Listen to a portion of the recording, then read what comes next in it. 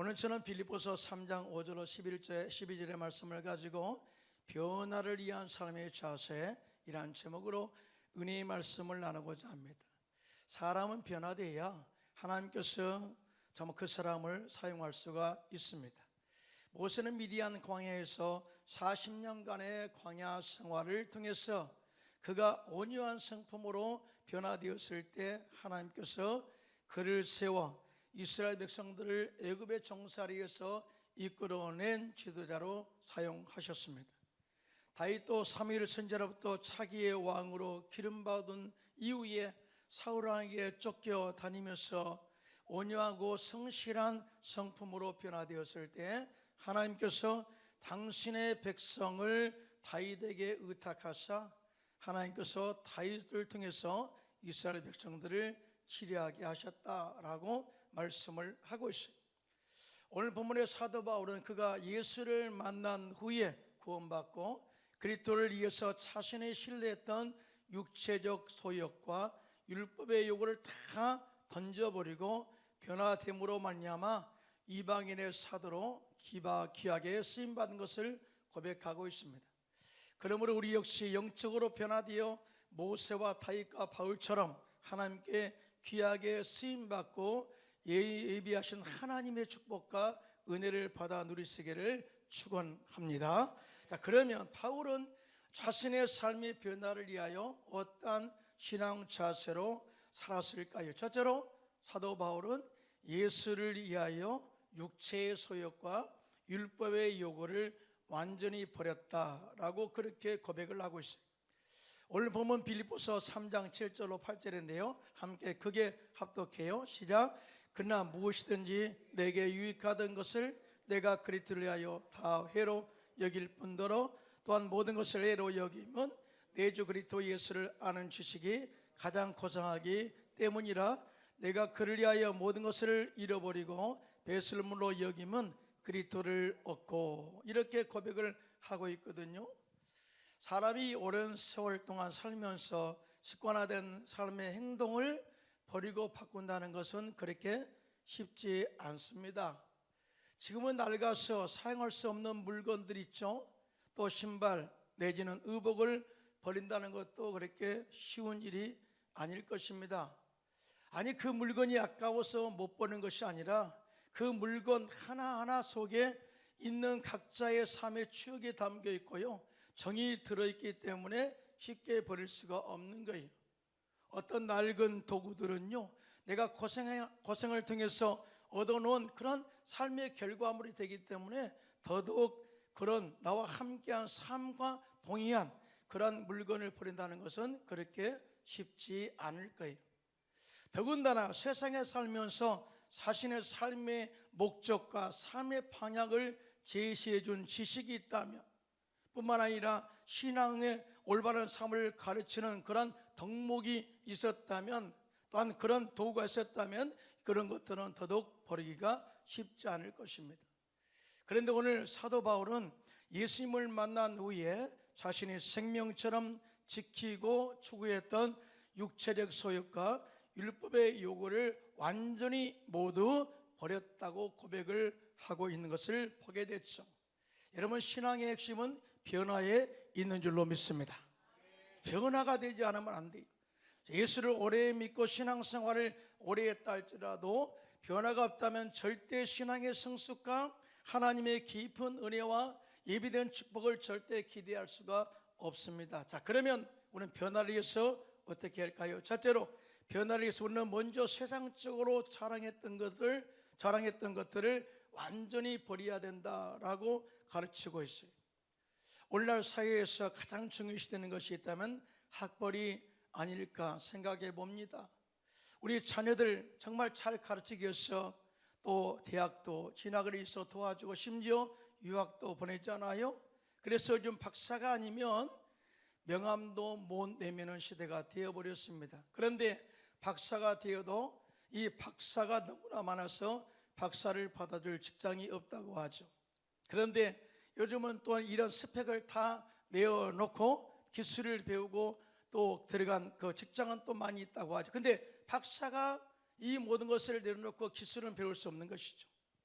더 나아가 오늘날 세상 속에서 중요시되는 것이 있다면 높은 지위와 세상적인 명예가 아닐까 생각해 봅니다.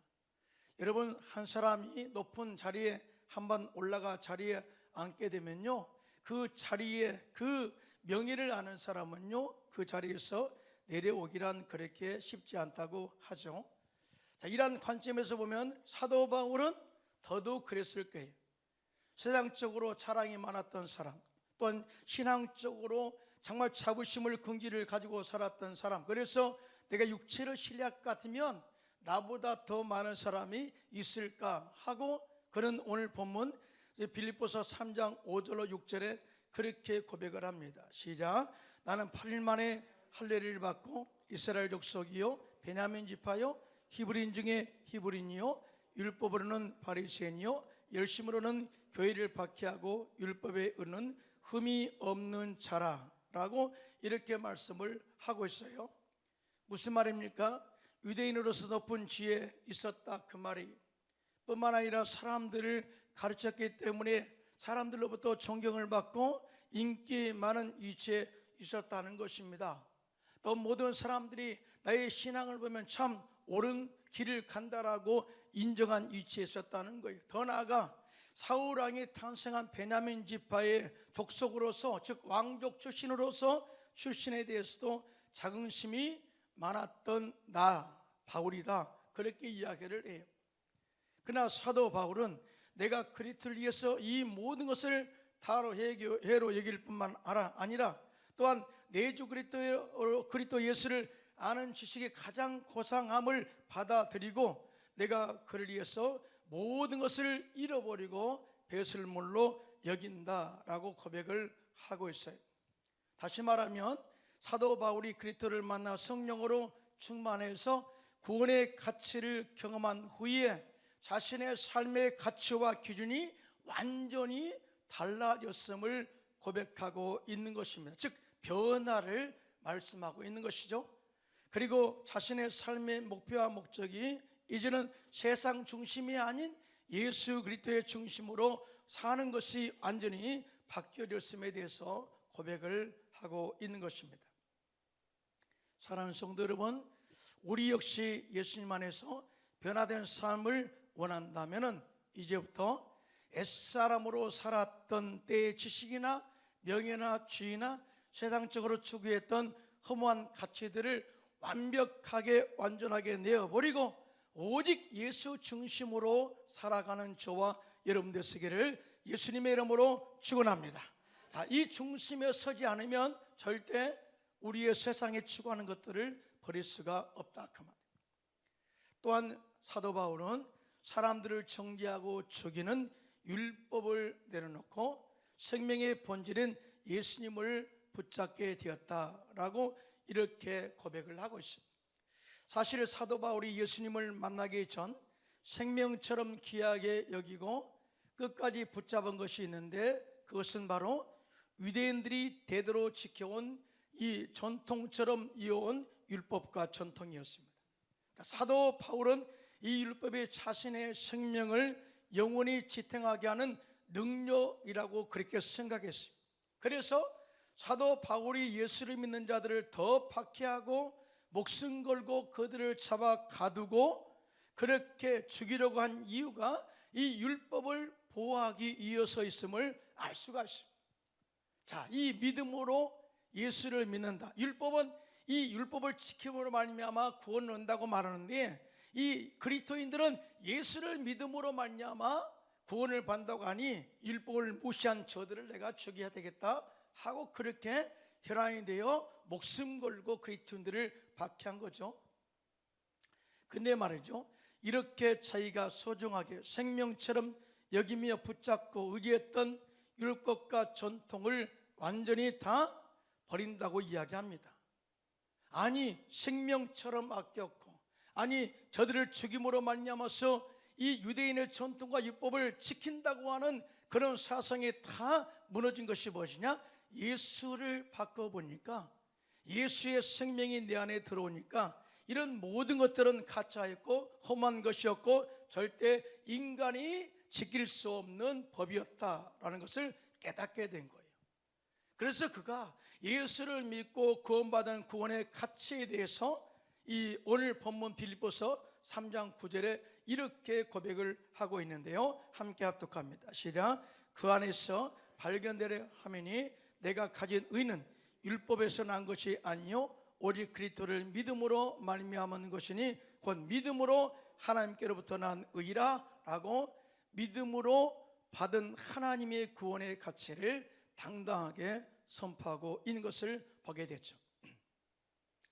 자, 그렇습니다. 성령을 통해서 예수님을 제대로 알고 성령을 통해서 예수님을 제대로 믿고 온전한 구원을 경험하게 되면 내가 추구했던 세상의 가치와 지식을 과감하게 버리게 될 뿐만 아니라 예수님 안에서 엄청난 구원의 은혜가 변화와 축복을 경험하게 된다는 사실 믿으시면 손들고 아멘 하시기 바랍니다. 자, 여리고에 사는 세례장 삭개오, 참 여러분 잘 아시죠? 어느 날 예수님께서 그리로 지나가신다는 소식을 듣게 됩니다. 자, 삭개오는 예수님이 어떠한 사람인가 보고자 하되 키가 작고 사람이 많아 볼 수 없어서 돌무화과나무 위에 올라갔어요. 자, 삭개오는 부자다, 세례장이다, 키가 작다, 단점이 많은 사람. 그런데 예수님에 대한 소문을 들었겠죠. 그런데 예수님이 과연 소문대로 그런 사람일까 하고 예수님이 어떠한 사람인가 보고자 하여 돌무화과나무에 올라갔다. 이런 갈급함과 간절함이 그의 마음속에 있었음을 표현하고 있어요. 예수님께서 그곳에 이르렀을 때 이를 쳐다보시고 이르시기를 삭개오야 속히 내려오라, 내가 오늘 내 집에 유하여야 하겠다 하셨어요. 아니, 수많은 사람이 인산인해를 이루었습니다. 아니, 사람이 너무 많아 예수님을 볼 수 없어서 삭개오는 돌무화과나무에 올라갔잖아요. 그런데 예수님은 그 많은 사람들 가운데서 자신 보기를 간절히 사모하는 삭개오의 마음을 이미 알고 계시다 그 말이에요. 그래서 삭개오야 속히 내려오라, 내가 오늘 너희 집에 들어가겠다라고 그렇게 말씀하신 거예요.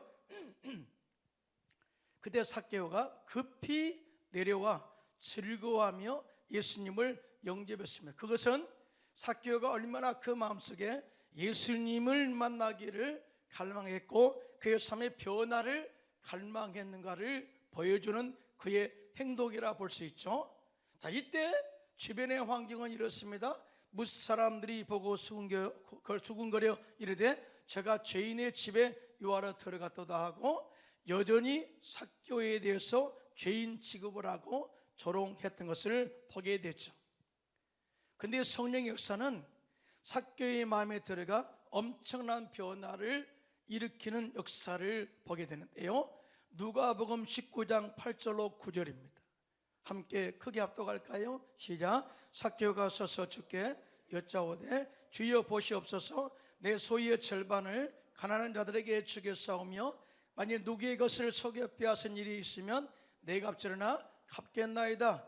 예수께서 이르시되 오늘 구원이 이 집에 이르렀으니 이 사람도 아브라함의 자손이미로다 라고 삭개오의 온전한 변화의 삶을 증언하고 있는 것을 보게 됩니다. 아니, 예수님께서 오늘 회개하라 그렇게 말씀하셨다면 이해가 되죠. 예수님은 아무 말씀도 하지 않았음에도 불구하고 삭개오가 예수님의 들어오심 속에서 그의 삶 속에 엄청난 변화가 일어났다. 도대체 무엇 때문에 하나님께서 그 안에 변화를 일으켰을까요?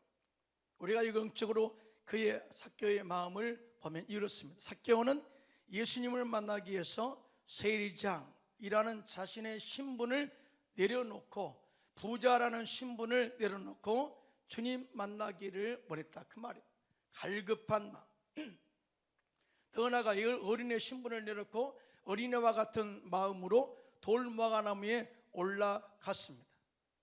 즉 어린애와 같지 않으면 하늘나라에 올라갈 수 없다고 하는 예수님의 말씀을 그대로 실천한 자가 삭개오예요. 순수한 마음의 소유자. 그리고 더 중요한 것은 무사람들, 즉 수많은 사람들이 삭개오에 대해서 여전히 죄인이라고 조롱을 하여도 그에 대해서 대꾸하지 않고 예수님께서 자신의 들어오심에 집중하는 삭개오의 모습을 보게 됩니다. 이것이 변화를 원하는 사람들의 마음이요, 감정이요, 행동이라는 사실을 보여주고 있습니다. 우리도 삭개오처럼 예수님을 만나 변화의 은혜를 경험하기 원한다면 우리의 지위와 명예를 철저하게 내려놓아야 될 줄로 믿습니다. 또 생각이 많아 갈등하는 어른들의 행동을 철저하게 내려놓고 어린이처럼 순수한 마음으로 예수님을 만나는 데 집중하시기를 예수님의 이름으로 축원합니다. 둘째로 사도 바울은 내가 죽어야 그리스도와 함께 부활의 생명을 경험하게 된다는 사실을 고백했어요. 사랑하는 성도 여러분, 믿음의 정점은 어디까지일까요? 그것은 우리가 믿음의 승리를 이룬 이후에 우리는 죽어 육체는 흙으로 돌아가고 우리의 영혼은 영원한 모습으로 부활하여서 예수님 앞에 서는 날, 하나님 앞에 서는 날 그에 합당한 생국과 멸류관을 기대하며 받는 그날까지, 이것이 신앙의 정점이에요. 이 세상에서 끝나는 것이 아닙니다. 그래서 사도 바울은 오늘 본문 빌립보서 3장 10절로 12절에 이렇게 말씀을 하고 있는데요, 크게 합독하여 시작. 내가 그리스도와 그 부활의 권능과 그 고난에 참여함을 알고자 하여 그의 죽으심을 본받아 어떻게 쓰든지 죽은 자 가운데서 부활에 이르려 하노니 내가 이미 얻었다 함도 아니요 온전히 이루었다 함도 아니라 오직 내가 그리스도 예수께 잡힌받은 그것을 잡으려고 달려가노라 하고, 이렇게 사도 바울의 정점은 주님 앞에 서는 그 날이다 라고 고백을 하고 있습니다. 자, 사도 바울은 내가 그리스도 안에서 부활의 권능을 아예 삶 속에서 경험하고 알고자 한다, 그러기 위해서는 내가 예수님과 함께 죽는 것을 원한다 라고 스스로 죽기를 원했습니다. 그리고 그 안에서 예수님과 함께 부활의 능력을 경험하기 원한다 라고 이렇게 이야기하면서 자신이 예수님 때문에 죽어지는 그러한 것에 대해서 두려워하지 않았습니다. 자, 우리들은 예수님의 제자가 되는 것을 기대하고 제자 훈련을 받기도 합니다. 그런데 제자는 훈련으로 되지 않습니다. 여러분, 진정한 예수님의 제자가 되기를 원한다면 먼저 우리가 예수님과 함께 죽고 예수님과 함께 부활하여 새 사람이 될 때만이 예수님의 제자가 되는 줄로 믿습니다. 다시 말하면 예수님과 함께 사람이 죽지 않으면 우리는 절대 예수님의 제자가 될 수도 없고 예수님께서는 우리를 제자로 용납하지 않는다는 거예요. 여러분, 예수님의 제자들이 3년 반 동안 예수님을 따라다니면서 삶을 통해서 직접 제자 훈련을 받았습니다. 그러나 그들이 그 당시에 예수님의 제자로서 입적하고 또한 예수님의 제자로서 쓰임받은 적이 있습니까? 절대 그렇게 당시에는 그때 제자들이 되지 않았습니다.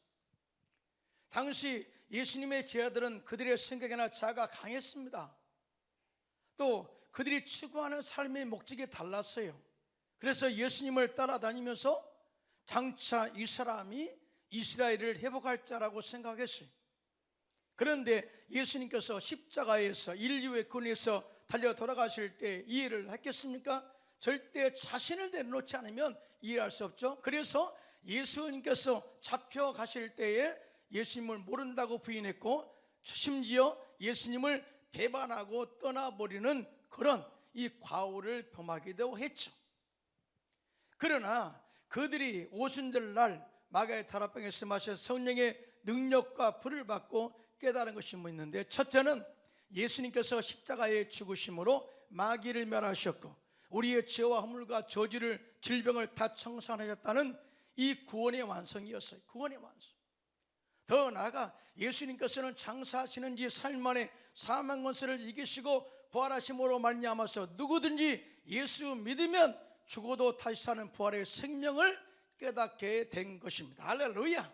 그러니까 얼마나 엄청난 그런 예수님의 십자가 은혜의 사건을 깨달았겠습니까? 자, 그때부터 이 은혜를 깨달은 그때부터 가만히 앉아 있을 수가 없어요.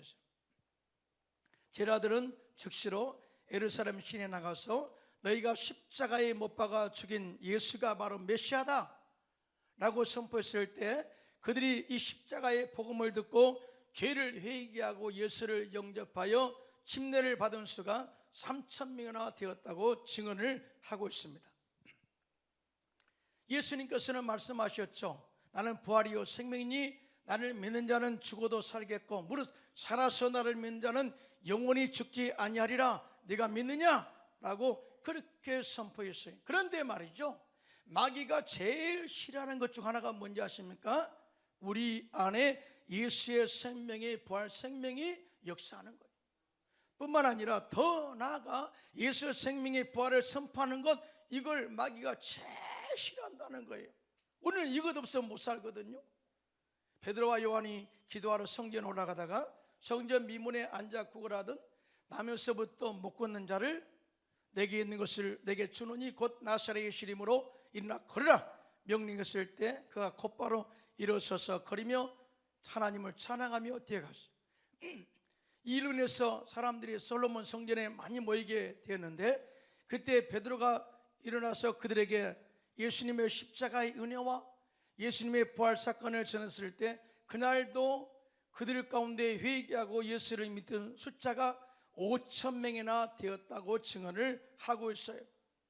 그런데 말이죠, 이 하나님의 역사 가운데에서 마귀는 또 다른 관점에서 역사하는데요, 사도행전 4장 1절로 3절에 어떻게 역사한가 구체적으로 기록하고 있어요. 함께 합독합니다. 시작.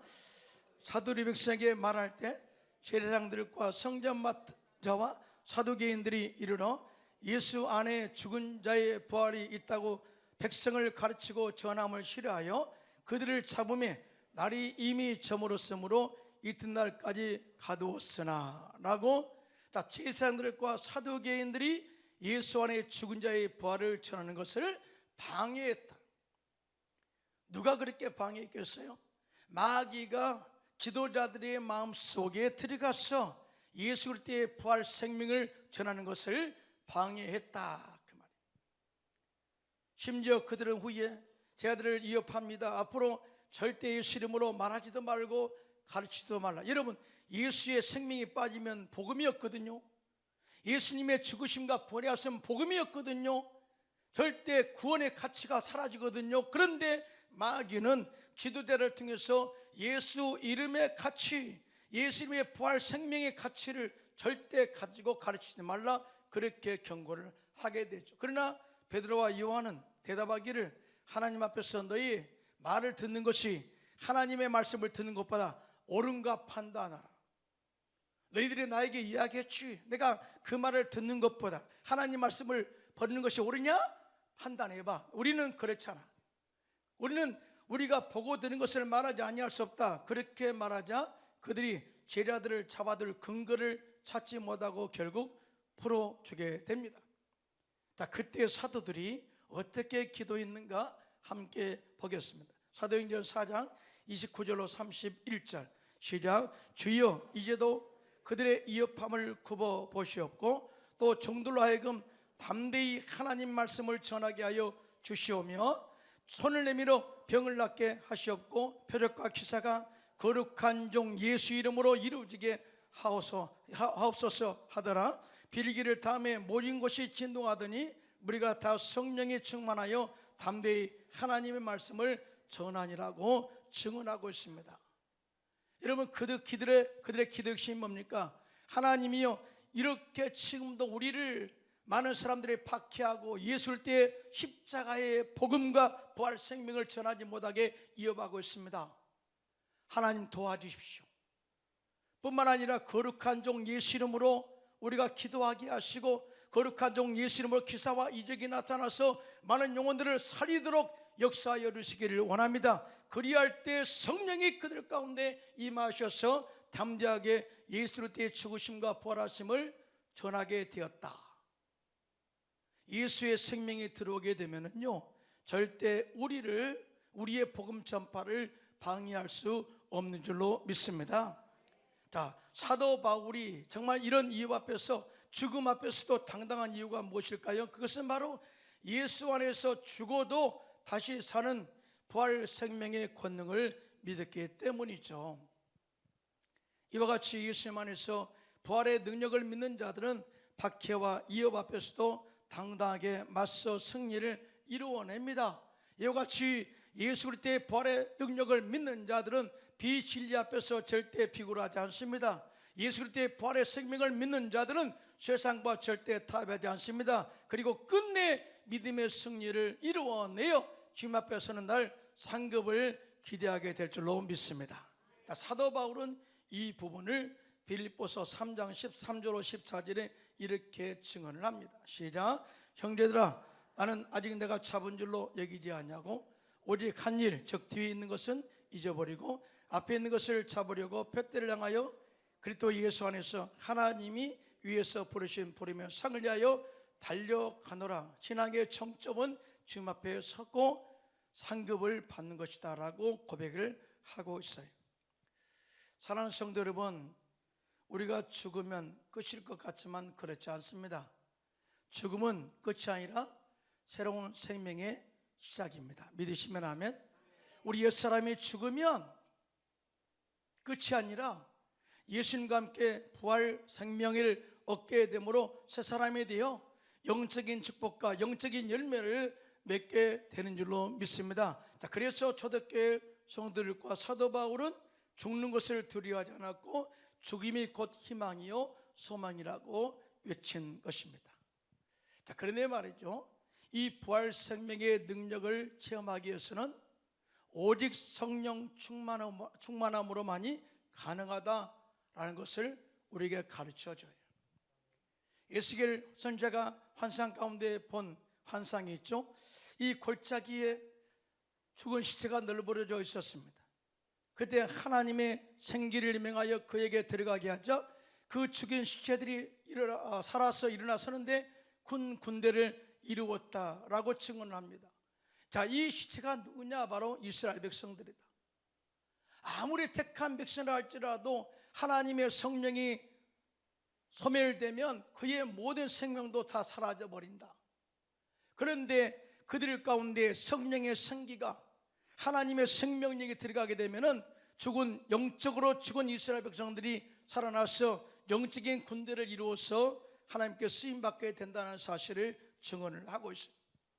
여러분, 예수님의 제자들도 예수님을 부인하고 떠났지만은 오순절 날 마가의 다락방에 임한 성령의 불을 받고 성령의 생기가 그들 가운데 들어갔을 때 십자가의 구원의 가치를 갖고 부활 생명, 예수님의 부활 생명을 가지고 이 사도로서의 사명을 완수하게 되는 것을 보게 됩니다.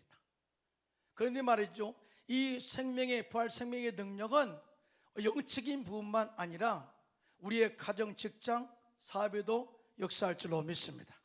이 성령의 생명의 능력이 여러분 가정에 흘러가 들어가게 되면 영적으로 침투한 가정을 회복하여 줄 줄로 믿습니다.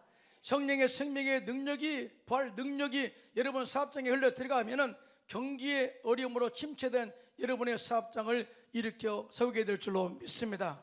생명의 성령의 능력이 우리 영혼육에 흘러 들어가게 되면은 영적으로 나약한 우리의 영혼육을 치료하시고 회복하시는 역사를 이루어갈 줄로 믿습니다. 자, 우리는 지금부터 성령으로 충만해야 합니다. 그래서 주 안에서 옛사람이 죽고 예수 안에서 부활 생명의 능력을 경험하고 그 부활의 능력으로 초대교회 사도들과 바울처럼 세계 선교와 교회 부흥을 주도해 나가야 될 줄로 믿습니다. 더 나아가 각자에게 맡겨주신 사명을 완수하여 예수님 앞에 서는 날 수고와 헌신에 대한 합당한 상급과 멸관을 날마다 기대하며 사는 저와 여러분 되시기를 예수님의 이름으로 축원합니다.